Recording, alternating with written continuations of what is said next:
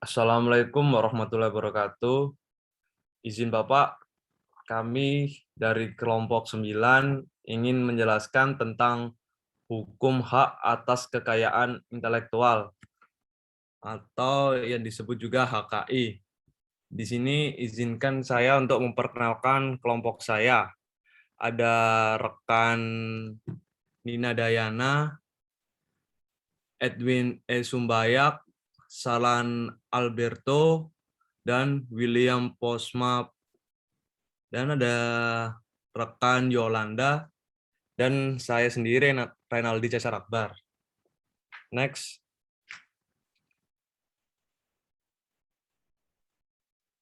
Izin untuk sejarah IPR, International Property Right, bisa dijelaskan oleh rekan saya, Edwin Sumbayak. Rekan Edwin, dipersilakan. Sejarah IPR atau International Property Right. Pada tahun 1555, Raja Prancis Henry II memperkenalkan aturan untuk mengumumkan deskripsi dari suatu penemuan yang dipatenkan. Penemuan yang pertama kali diumumkan adalah sejenis teropong pengukur jarak karya Abel Foulon. Tahun 1709, Statuta Ein, an act for the encouragement of learning by vesting the copies of printed books in the author of purchases of such copies. During the times the reign mentioned, di Inggris memberikan hak eksklusif kepada penulis untuk mencetak dan menerbitkan buku karyanya selama 14 tahun. Statuta Ein dicabut dan digantikan oleh Copyright Act pada tahun 1842. Pada tahun 1845, istilah intellectual property pertama kali dipergunakan di pengadilan Amerika. Pentingnya kekayaan intelektual pertama kali diakui dalam Konvensi Paris untuk perlindungan properti industri tahun 1883 dan Konvensi Bern untuk perlindungan karya sastra dan karya seni pada tahun 1886. Kedua perjanjian tersebut dikelola oleh World Intellectual Property Organization atau WIPO.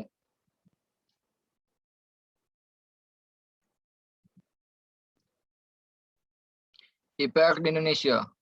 Tahun 1989, Presiden Soeharto mengundangkan UU Nomor 6 Tahun 1989 tentang paten, merupakan undang-undang paten nasional pertama yang dimiliki oleh Indonesia.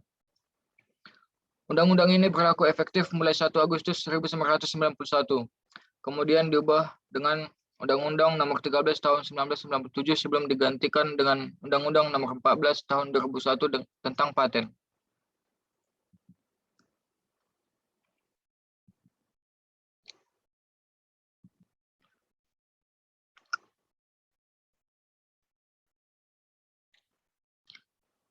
Hak atas kekayaan intelektual atau HKI. Hak monopoli atau hak eksklusif yang diberikan oleh pemerintah kepada seseorang atau kelompok orang. Merupakan perlindungan atas hasil penemuan dari pekerjaan penelitian dalam bidang teknologi atau juga atas hasil ciptaan dalam bidang ilmu, seni, dan sastra. Dan termasuk juga atas pemakaian simbol atau lambang dagang. Berlakunya Undang-Undang Nomor 19 Tahun 2002, yaitu Undang-Undang Hak atas Kekayaan Intelektual. Ya, untuk selanjutnya jenis HKI bisa dipresentasikan oleh rekan saya, William. Untuk William, dipersilakan. Baik, saya akan menjelaskan tentang jenis-jenis HKI. 1. Hak cipta atau copyright.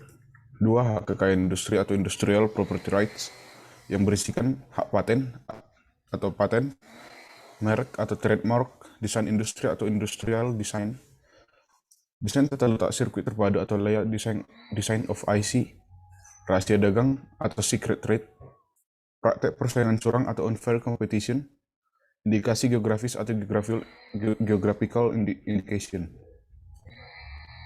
Next.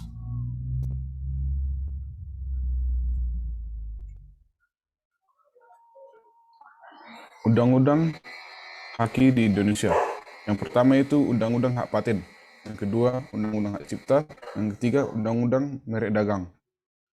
Indonesia akan menandatangani kesepakatan GATT atau General Agreement of Trade and Tariff di mana di dalamnya terdapat aturan perlindungan haki, yaitu tertuang di dalam TRIPS atau Trade Related Intellectual Property Rights. Tiap anggota harus meratifikasi undang-undang haki yang ditetapkan oleh WIPO atau World Intellectual Property Organization. Next.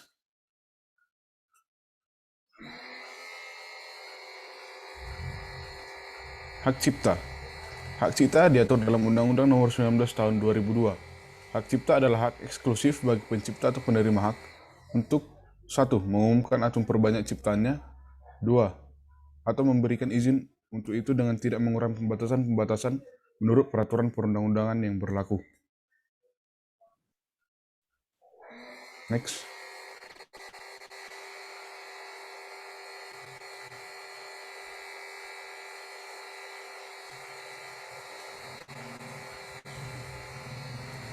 Perlindungan hak cipta. Perlindungan hak cipta mungkin bisa dijelaskan oleh rekan saya, Sarlan Alberto. Yap. Perlindungan hak cipta.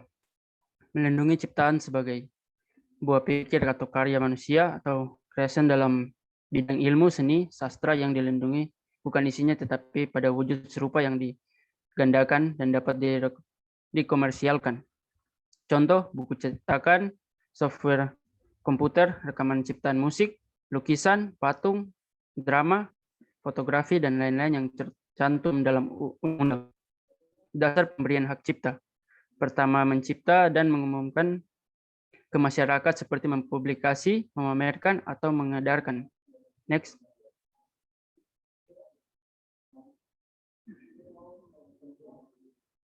Perlindungan hak cipta. Sifat pemberian hak otomatis. Sebetulnya tidak perlu didaftarkan, namun kenyataannya bila tidak didaftar maka sulit untuk mengusut bila ada kecurangan dari pihak lain. Masa perlindungan selama hidup pencipta ditambah 50 tahun. Lisensi dapat diberikan kepada orang lain umumnya dengan membayar uang royalti.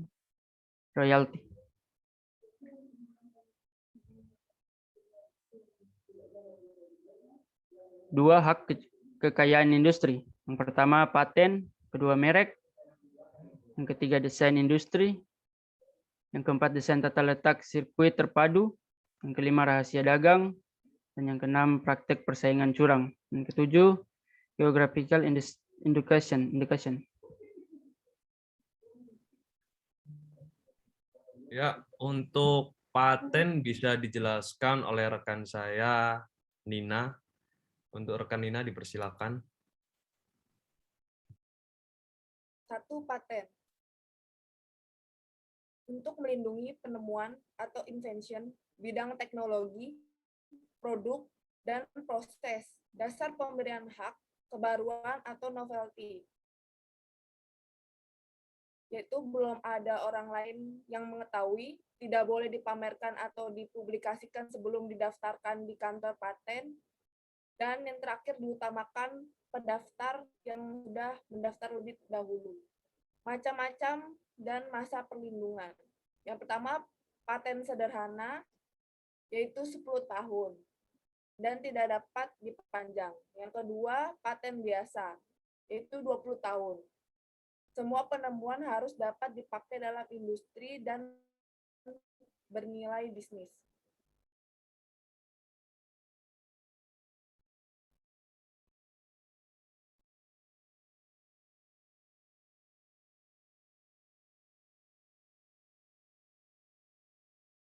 Berdasarkan Undang-Undang Nomor 14 Tahun 2001 tentang paten, paten adalah hak eksklusif yang diberikan oleh negara kepada inventor atau hasil invensinya di bidang teknologi yang untuk selama waktu tertentu melaksanakan sendiri invensinya tersebut atau memberikan persetujuannya kepada pihak lain untuk melaksanakannya.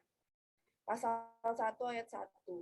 Yang kedua ada lisensi, yaitu hak secara legal yang diberikan oleh pemegang paten kepada orang lain untuk memproduksi, biasanya dengan membayar uang royalti.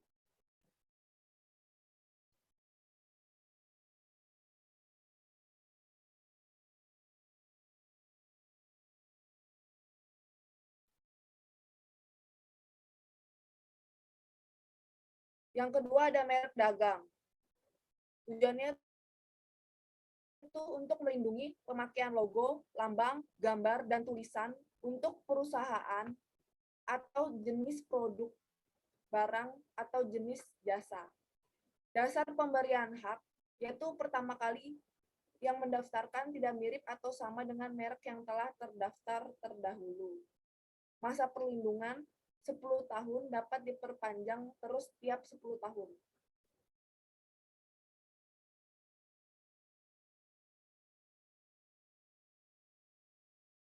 Bisa diteruskan rekan Nina untuk desain industri. Next selanjutnya bisa dijelaskan oleh rekan Yolanda. Selanjutnya merek dagang ini berdasarkan Undang-Undang Nomor 15 Tahun 2001 tentang merek. Merek adalah tanda yang berupa gambar, nama, kata, huruf-huruf, angka-angka, susunan warna, atau kombinasi dari unsur-unsur tersebut yang memiliki daya pembeda dan digunakan dalam kegiatan perdagangan, barang, atau jasa.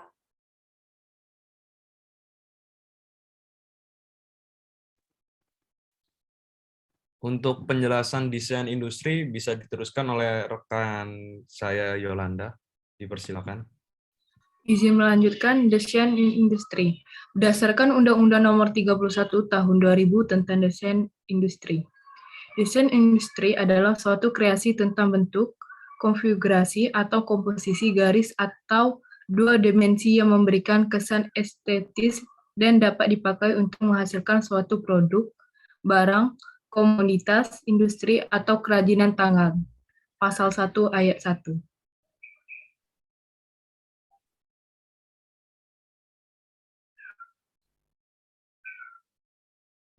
Keempat, desain tata letak sirkuit terpadu. Berdasarkan Undang-Undang Nomor 32 Tahun 2000 tentang desain tata letak sirkuit terpadu. Sirkuit terpadu adalah suatu produk dalam bentuk jadi atau setengah jadi, yang di dalamnya terdapat berbagai elemen dan sekurang-kurangnya satu dari elemen tersebut adalah elemen aktif, yang sebagian atau seluruhnya saling berkaitan serta dibentuk secara terpadu di dalam sebuah bahan semikonduktor yang dimaksudkan untuk menghasilkan fungsi elektronik. Pasal 1 ayat 1. Desain tata letak adalah kreasi berupa rencana peletakan tiga dimensi dari berbagai elemen, sekurang-kurangnya satu dari elemen tersebut adalah elemen aktif, serta sebagian atau semua interkoneksi dalam suatu sirkuit terpadu, dan peletakan tiga dimensi tersebut dimaksud untuk persiapan pembuatan sirkuit terpadu. Pasal 1 ayat 2.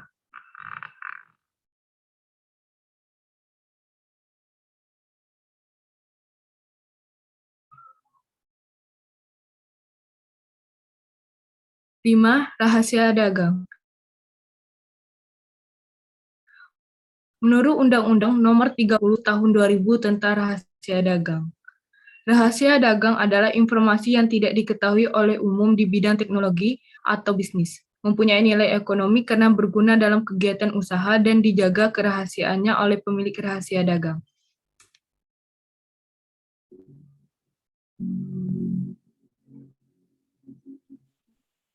Untuk larangan praktek monopoli dan persaingan usaha tidak sehat bisa diteruskan oleh rekan Edwin.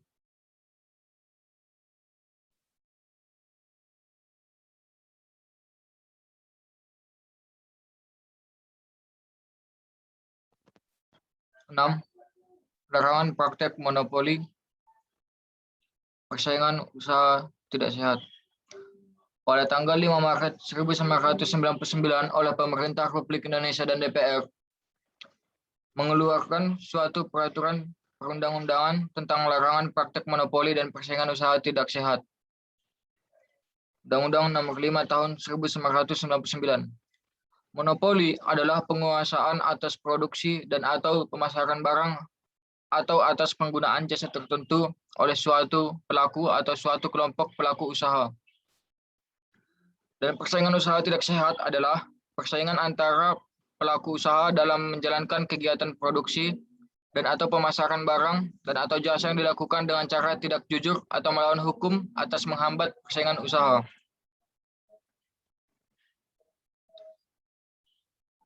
7. Indikasi geografis. Indikasi geografis merupakan suatu bentuk perlindungan hukum terhadap nama asal barang. Inti perlindungan hukum ini ialah bahwa pihak yang tidak berhak tidak diperbolehkan menggunakan indikasi geografis bila penggunaan tersebut dapat menipu konsumen tentang daerah asal produk. Indikasi geografis dapat dipakai sebagai nilai tambah dalam komersialisasi produk.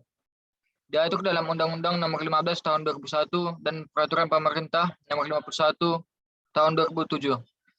Tujuan indikasi geografis adalah sebagai pelindung terhadap produk, mutu dari produk, nilai tambah dari suatu produk, dan juga sebagai pengembangan pedesaan. Indonesia merupakan negara mega diversity dengan keragaman budaya dan sumber daya alami. Dari segi sumber daya alami, banyak produk daerah yang telah lama dikenal dan mendapatkan tempat di pasar internasional sehingga memiliki nilai ekonomi yang tinggi. Contohnya, Java Coffee Lada, Gayo Coffee, Toraja Coffee, Tembakau Deli, dan Muntok White Pepper.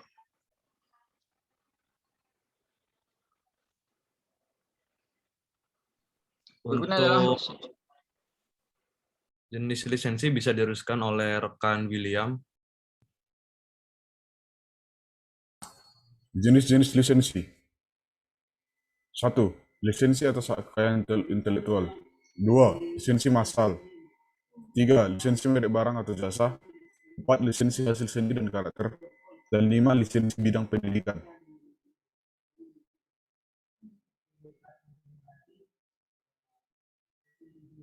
Next.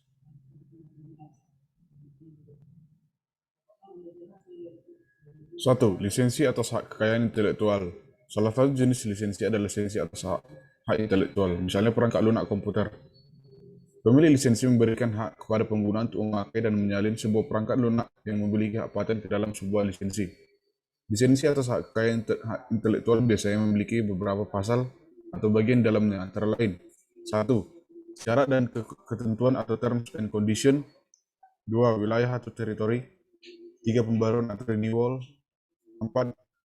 Syarat-syarat lain yang ditentukan oleh pemilik lisensi. 2. Lisensi massal. Lisensi massal perangkat lunak adalah lisensi dari pemilik ke perorangan untuk menggunakan sebuah perangkat lunak dalam suatu komputer. Rincian lisensi biasanya tertuang dalam kesepakatan lisensi penggunaan tingkat akhir atau End User License Agreement atau EULA dalam suatu perangkat lunak.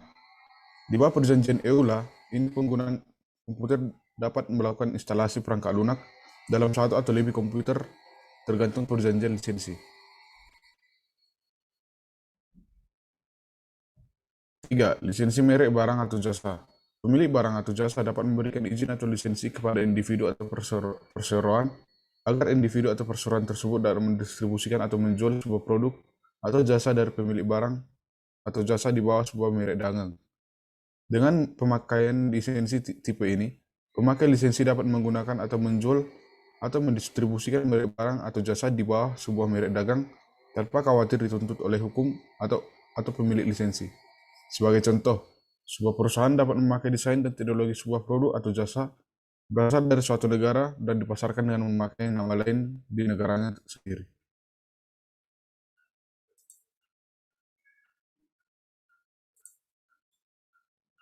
Lisensi hasil seni dan karakter. Pemilik lisensi dapat memberikan izin atas penyalinan dan pendistribusian hak cipta material seni dan karakter. Misalnya Mickey Mouse menjadi Mickey Tikus.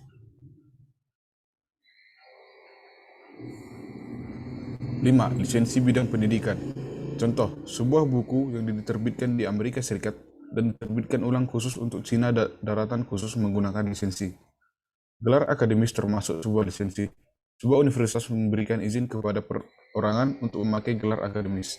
Misalnya, Diploma 1 atau D1, Ahli Madya atau Diploma 3, Sarjana S1, Magister S2, dan Doktor S3.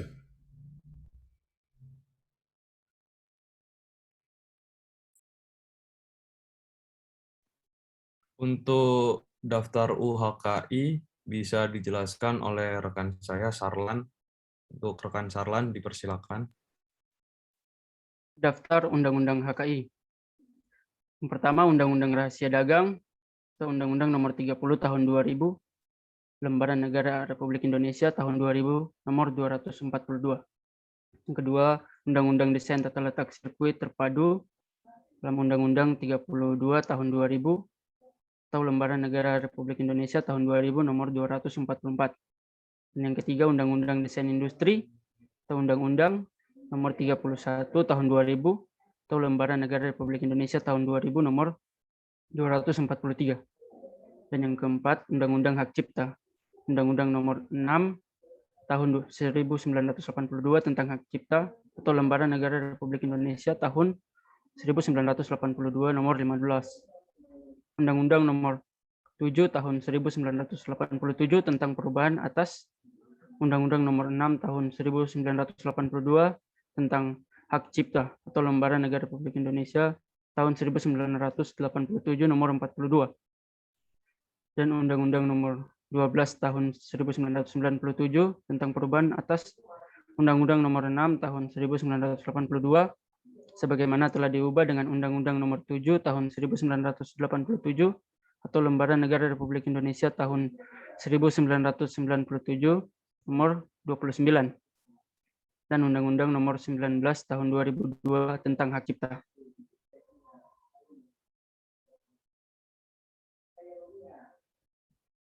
Dan berikutnya ada Undang-Undang Merek, Undang-Undang nomor 19 tahun 1992 tentang merek atau Lembaran Negara Republik Indonesia tahun 1992 nomor 81, Undang-Undang nomor 14 tahun 1997 tentang perubahan Undang-Undang nomor 19 tahun 1992 tentang merek atau Lembaran Negara Republik Indonesia tahun 1997 nomor 31, Undang-Undang nomor 15 tahun 2001 tentang merek,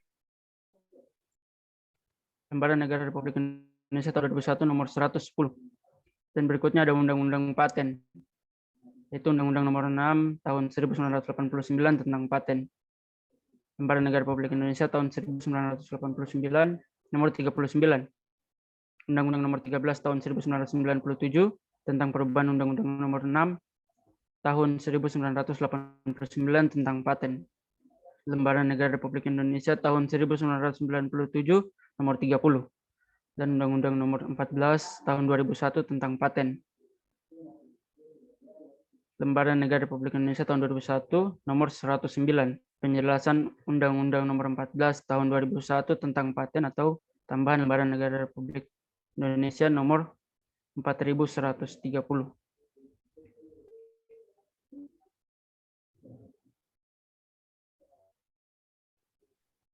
Ya. Terima kasih atas untuk presentasinya. Mohon maaf bila ada salah kata dari penjelasan dari kelompok kami. Wassalamualaikum warahmatullahi wabarakatuh.